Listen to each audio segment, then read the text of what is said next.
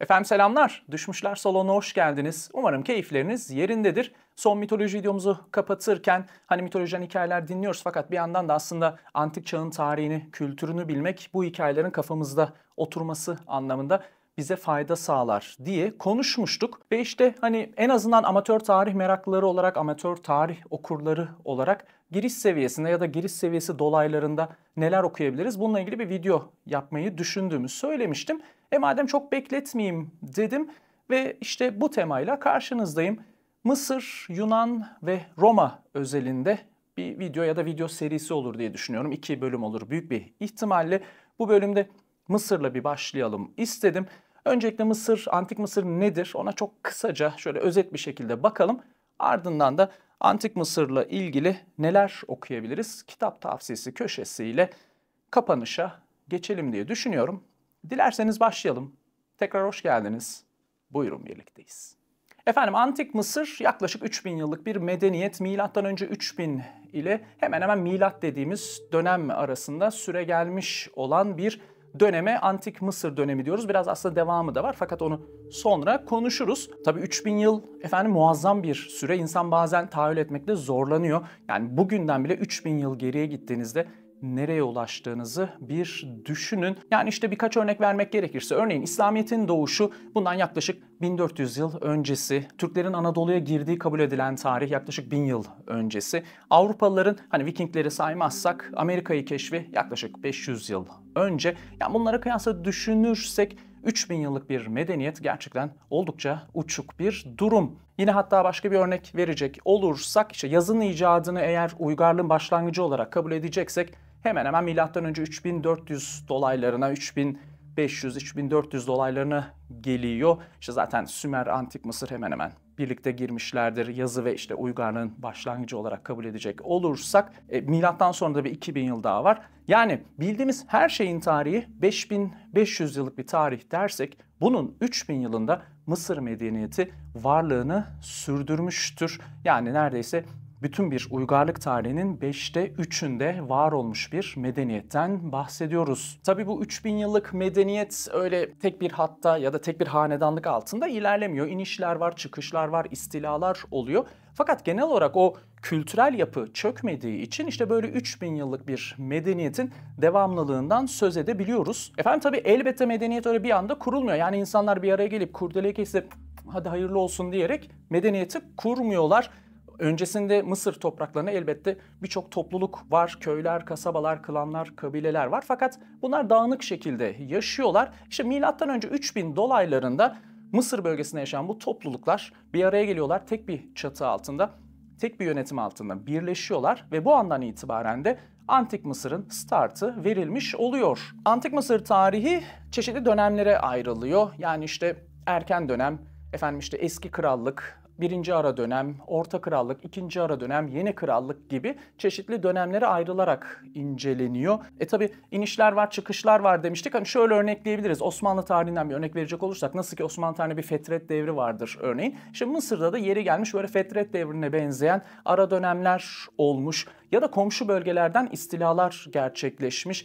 Gelmişler yönetimin başına geçmişler, istilaya uğramış Mısır. Fakat dediğim gibi kültürel yapı bozulmadığı için de biz yine de bu dönemi Antik Mısır olarak ele almaya devam edebiliyoruz. Şimdi dilerseniz şöyle yapalım, püf noktalar diyelim. Yani Antik Mısır dediğimizde ilk aklımıza neler geliyor? Hangi konular, hangi kişiler, hangi dönemler geliyor? Kısaca bir ona bakalım ki zaten Mısır dediğimizde hepimizin aklına ilk gelen görsel, meşhur Gize piramitleri. Efendim bu Gize piramitleri yaklaşık milattan önce 2600-2500 dolaylarında inşa ediliyor. Elbette öncesinde ve sonrasında piramit kültürü bir süre daha devam ediyor ama o en meşhurları hepimizin bildiği Gize piramitleri dediğim gibi yaklaşık milattan önce 2600-2500 yıllarında inşa edilmiş. Burada aslında yine Mısır medeniyetinin uzunluğu ile ilgili piramitler üzerinden klişe bir örneklendirme vardır. Madem konuyu açtık biz de o klişeye düşelim. Efendim Kleopatra, Mısır'ın son lideri, son firavunu, kendi yaşadığı dönemden şöyle kafasını çevirip bizim yaşadığımız döneme, bugüne bir bakış atsa,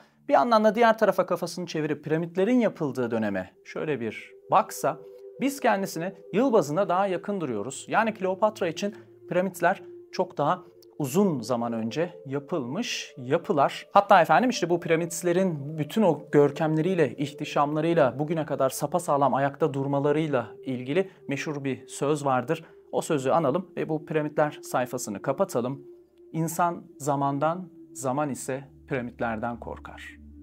Hemen isterseniz başka başlıklara geçelim ve ünlü isimler diyelim ki ilk akla gelen isimlerden birisi Akhenaton'dur. İşte o meşhur çok tanrılı dinden tek tanrılı dine geçmeye çalıştığı söylenen firavundur kendisi. Aslında olay tam öyle değil.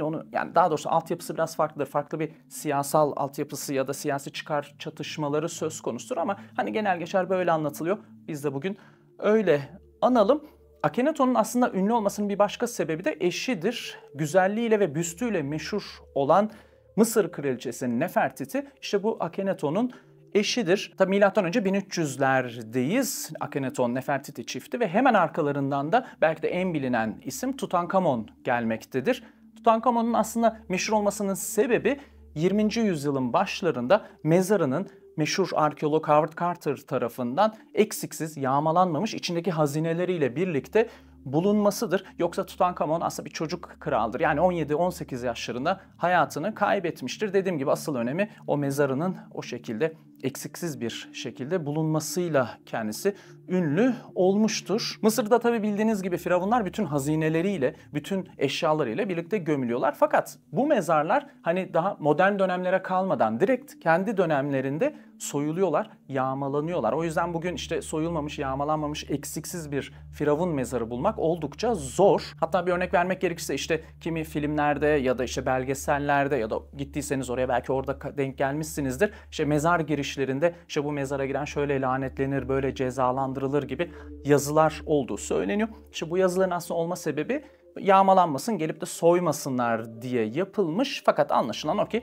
pek işe yaramamış bu taktik. Hatta yine bir örnek vermek gerekirse efendim kimi firavunlar vardır. İşte bu mezar işçileri için izole köyler kurmuşlardır. Yani işte hem mezar nereye yapılıyor, nasıl yapılıyor ortaya çıkmasın diye. Hem de tabii mezarlar biraz merkezlerden uzaklara yapılıyor. İşçiyi getir götür işleriyle uğraşmamak için işçileri çoluk çocuk bir yerde yaşatmış, izole köylerde yaşatmış olan firavunlar vardır. Tabii firavunlar kendi yaşadıkları dönemde mezarlarını inşa ediyorlar. Aslında yani o lider için, o firavun için bir icraat konusu. Hani kendi mezarını inşa etmek. İşte dediğim gibi bu süreçte de böyle işçileri izole köylerde yaşatmış firavunlar da vardır. Yani işte efendim Tutankamon'un önemi budur. Mezarının Howard Carter tarafından 1920'ler diye hatırlıyorum bulunması, eksiksiz bir şekilde içindeki hazinelerle birlikte bulunmasıdır önemi. Ya hikayesi çok güzeldir aslında Howard Carter'ın o mezarı bulma hikayesi. Dileyenler okuyup araştırabilirler. Hemen arkasından Ramsesler gelir. Yani işte milattan önce 1300'lerdeydik. Şimdi 1200'lere geçiyoruz yavaş yavaş. Ramsesler geliyor. Ramsesler birkaç kişidir. En ünlüsü 2. Ramses'tir. 2. Ramses'in ünlü olmasının birkaç sebebi var. Çok uzun ömürlü bir firavundur. Yani 90'lı yaşlarını gördüğü söyleniyor ki bu o zamanlar için olağanüstü bir durum. Hatta bu sebeple de büyük ata deniliyor. Uzun yıllar hep anmışlar Ramses'i. En büyük firavunlardan biri olarak görülmüş. 2. Ramses'in ikinci bir önemi de şudur. Hala bilmiyorum müfredatta geçiyor mu? Biz çocukken okullarda bir Kadeş Anlaşması öğretilirdi. İşte tarihteki ilk anlaşma ya da en eski kayıtlı anlaşma olarak geçerdi. İşte bu anlaşmadaki taraflardan biri olan Mısır'ın lideri 2. Ramses'tir. Hititlerle Mısırlar arasında imzalanmıştır. Dediğim gibi efendim Kadeş Anlaşması'nı imzalamış olan Mısır firavunu da 2. Ramses'tir. Yani şöyle bir toparlayacak olursak efendim milattan önce 3000 kuruluş dedik. 2600-2500 meşhur piramitlerin yapılışı, 1300-1200 yılları da meşhur isimler Akhenaton, Nefertiti, Ramses, Tutankamon. Zaten bu meşhur isimlerin olduğu dönemde yeni krallık olarak geçiyor. Hani az önce konuşmuştuk, dönemlere ayrılıyordu. Eski krallık, orta krallık, ara dönemler diye. İşte yeni krallıkta aşağı yukarı Mısır tarihi dediğimizde akla gelen en ünlü isimler işte bu yeni krallık döneminde yaşamışlar. Son döneme bakacak olursak geç dönem diyelim ve Ptolemaios ya da Batlamyus hanedanlığına bir bakış atalım. Ptolemaios hanedanlığı ben biraz zorlanıyorum telaffuz ederken. Türkçe Batlamyus da deniliyor. Batlamyus hanedanlığı milattan önce 300 ila işte milat dediğimiz son dönem Mısır'ı yönetmiş olan hanedanlıktır. Yunan-Makedon bir hanedanlık. Hikayesi şöyledir. Büyük İskender'i biliyorsunuz Yunanistan'dan yola çıkıyor. Mısır'da içine alacak şekilde Hindistan'a kadar her yeri fethederek ilerliyor. Fakat bu seferin bir döneminde hayatını kaybediyor. Yani o imparatorluğu, o büyük imparatorluğun ömrü çok uzun süreli olmuyor ve kendisi hayatını kaybettikten sonra da hemen dağılıyor zaten bu imparatorluk. Çünkü etrafındaki komutanlar, generaller, sağ kolları birbirlerine giriyorlar. Hani kim başa geçecek, kim nerenin kontrolünü alacak diye. Efendim işte bu Batlamyus Ptolemaios, Büyük İskender'in sağ kollarından, generallerinden birisi.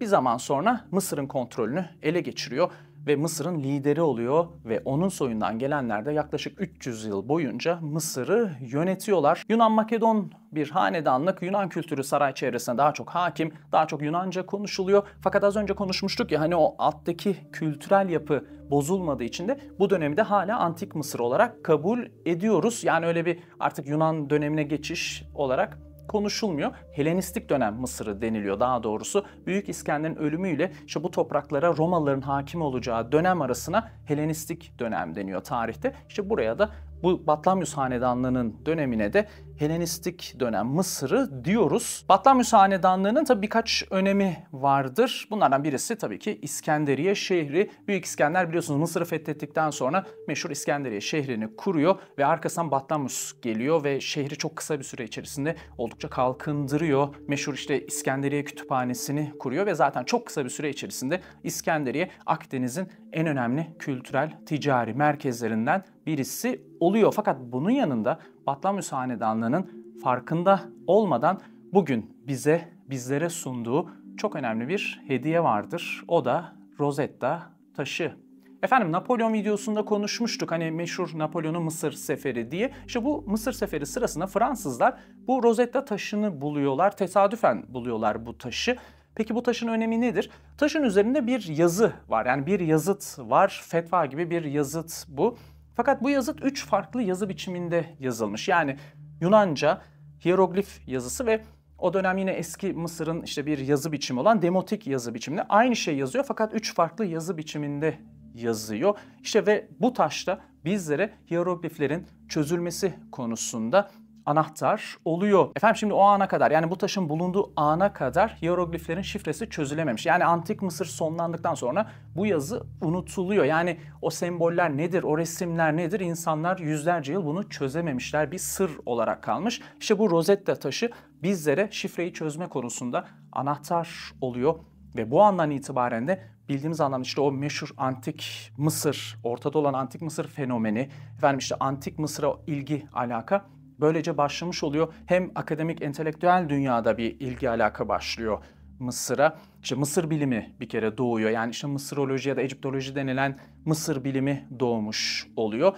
Yani bugün bile süregelen eğer bir Antik Mısır'a ilgi varsa diyelim işte her şeyin şifresi ya da her şeyin anahtarı daha doğrusu bu Rosetta taşı oluyor. Dediğim gibi Batlamyus Hanedanlığı'ndan kalma bir taştır. İşte Ptolemaios Batlamyus Hanedanlığı'ndan bir Firavun döneminde böyle bir fetva yazılmış o taşın üzerine ve tesadüfen de diyelim yüzlerce yıl sonra bize bu şekilde anahtar olmuş oluyor. Dilerseniz şimdi Kleopatra diyelim artık ve sonlandıralım. İşte hemen hemen milat dediğimiz döneme geldik. Kleopatra aslında 7. Kleopatra'dır. Bu Yunan, Makedon, Batlamyus Hanedanlığı'nın son temsilcisidir. Zaten ismi de aslında Yunancadır. Yunanca bir isimdir Kleopatra. Biliyorsunuz hikayesini aslında efendim birçok sinema filmine, televizyon dizisine, kitaplara konu olmuştur. İşte Sezar, Marcus Antonius, Kleopatra hikayesi.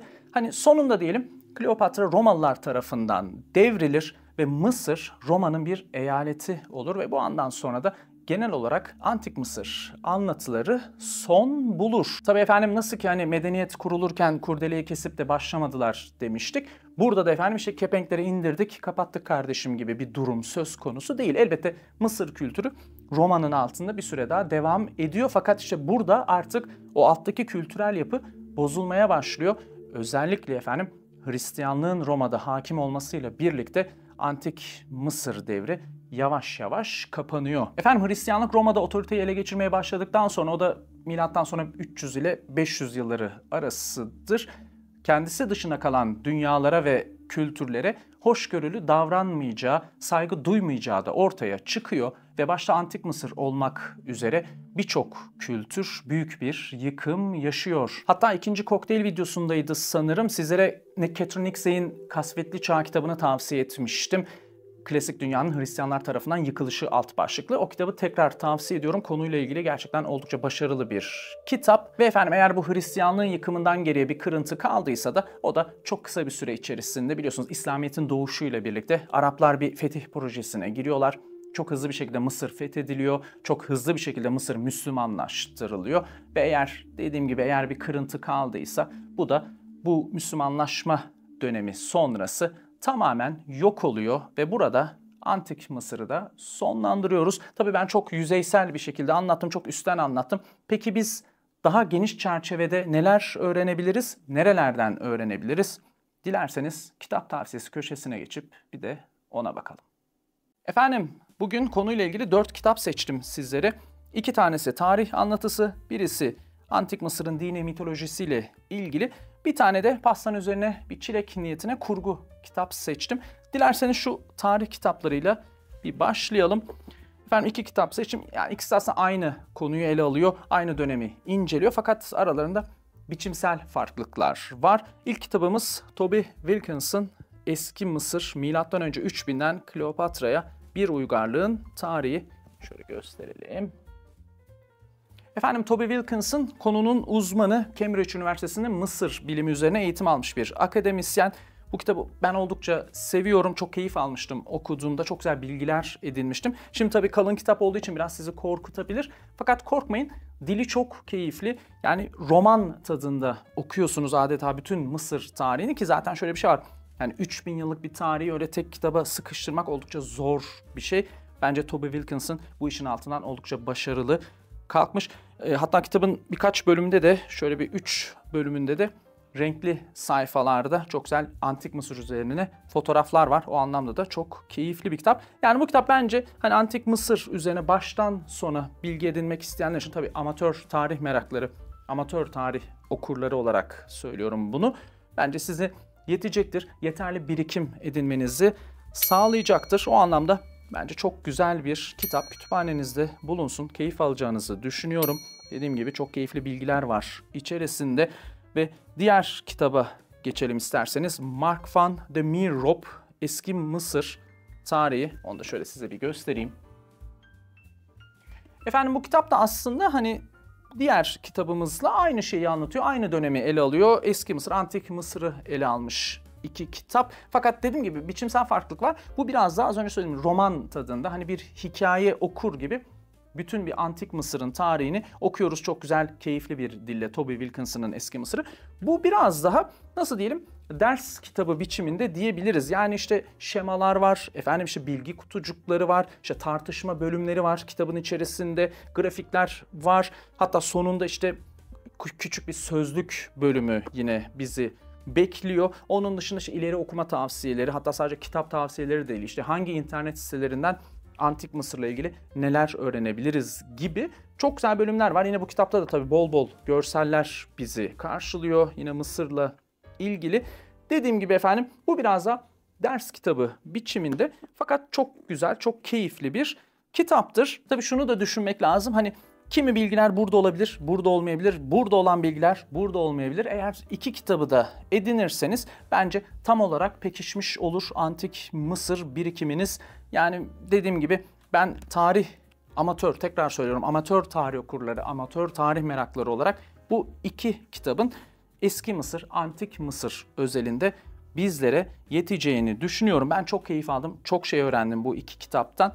Sizlere de efendim Antik Mısır'la ilgili bu 2 kitabı tavsiye ediyorum. Ve diğer şu işte mitoloji, Mısır diniyle ilgili kitaba geçiş yapıyorum. Efendim yine bir Wilkins'ın fakat bir akrabalıkları yok. Richard H. Wilkins'ın Eski Mısır'ın bütün tanrı ve tanrıçaları. Yine efendim çok güzel bir kitapla bir aradayız. Tabii şunu konuşmamız gerekiyor öncelikle. Mısır için, Antik Mısır için din çok önemli. Yani din yaşamın içerisinde çok fazla yer kaplıyor diyelim. Hatta Herodot'un işte bir sözü vardır. Gördüğüm en dindar halk Mısırlılardır diye meşhur bir lafı vardır. O anlamda da efendim işte Mısır dinini anlamadan Mısır tarihini anlamak biraz zor. Bu sebeple de bu kitabı sizlere tavsiye ediyorum. Güçlü bir kitap. Bütün Mısır diniyle ilgili neredeyse bilmemiz gereken her şeyi bir araya getirmiş. Kuşak kağıdına tabii bol görselli, bol cicili bicili diyoruz ya her zaman. Cicili bicili bir kitap. Metini tabii çok güçlü.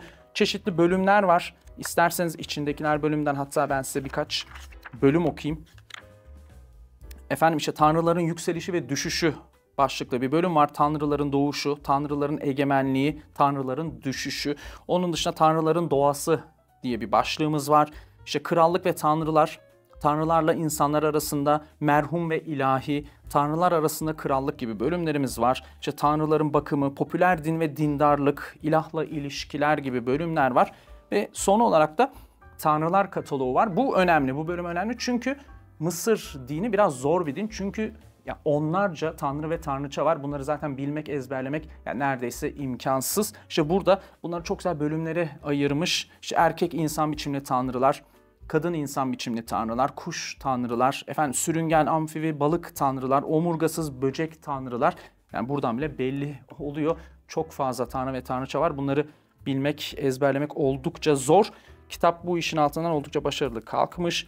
Çok güzel bir kitap. Yani Mısır dini, Mısır mitolojisiyle ilgili bence gerekli neredeyse her şeyi bu kitaptan alabilirsiniz. O anlamda tarihi oturtmak için Mısır dinini de oturtmak gerekiyor. Bu kitabı da yine o tarih kitaplarının yanında sizlere tavsiye ediyorum. Bu üçünü bir araya getirdiğinizde bence Antik Mısır tam olarak, az önce de aynı şeyi söyledim ama şu anda tam olarak kafanızda oturacaktır, tamamlanacaktır. 3 kitap Antik Mısır'ı anlamanız adına sizlere tavsiye ediyorum. Çilek demiştik. Bir de pastanın üzerine bir çilek koyalım. Tom Holland Çölde Uyuyan Sır kitabına bir bakış atalım. Evet, Tom Holland Çölde Uyuyan Sır. İsim benzerliği. Yazarımız Spider-Man değil. Hatta kitabı da şöyle bir gösterelim. Güzel bir kitap. Yani şöyle dedim tarih, mitoloji konuşuyoruz. Fakat araya belki kütüphanemde var mıydı Antik Mısır'la ilgili bir kitap, kurgu bir kitap. Araya bir tatlılık olsun, şekerlik olsun sıkıştıralım istedim. Bu kitap aklıma geldi ve bugün konuk olarak kendisini videomuza davet ettim. Şöyle az önce konuşmuştuk ya Howard Carter'ın Tutankamon'un mezarını bulmasının hikayesi oldukça ilginçtir demiştim. Okuyup araştırabilirsiniz demiştim. Aslında bu kitap o hikayeyle başlıyor. Gerçeği bize güzel bir şekilde kurgulamış. O mezarın bulunuş hikayesini, Howard Carter'ın yaşadığı o macerayı diyelim. Çok güzel bizlere anlatırken kitap bir anda oldukça gizemli, mistik, aksiyonu bol bir hikaye kaymaya başlıyor. Hatta çok katmanlı bir kitap, zaman atlamaları oluyor. Yani çeşitli zaman dilimlerine gidip geliyoruz ve ona göre de aksiyonu, işte o mistik, gizemli havası da gittikçe kitabın artmaya başlıyor. Tabii ben böyle kurgu kitaplarda daha önce söylemiştim, spoiler olmaması adına çok fazla hikayenin içerisine girmiyorum. Fakat oldukça keyifli bir kitap. Yani şöyle, benim için orta şeker bir kitap fakat gerçekten çok hayranı, çok seveni vardır bu kitabın. Böyle Antik Mısır, onun yanında böyle gizemli, mistik kitaplar okumayı seviyorsanız, yer yer korku öğelerinin olduğu kitapları okumaya seviyorsanız bu kitap size bence keyifli gelecektir. Pastanın üzerine çilek demiştik, hatta daha doğrusu madem konumuz Antik Mısır, piramidimizin üstüne bir çilek diyelim. Koymak istedim bu kitabı. Tavsiyedir diğer tarih ve mitoloji, din üzerine kitabı tabii ana videomuzun konusu olduğu için asıl kitap tavsiyem bu üçlüdür. Fakat bu da sizlere bir keyif olması açısından piramidimizin üstüne bu şekilde çilek olarak koyuyorum. Ve geleneksel kapanışımızı bir sonraki videoya saklıyorum. Devam edeceğiz. Bay bay.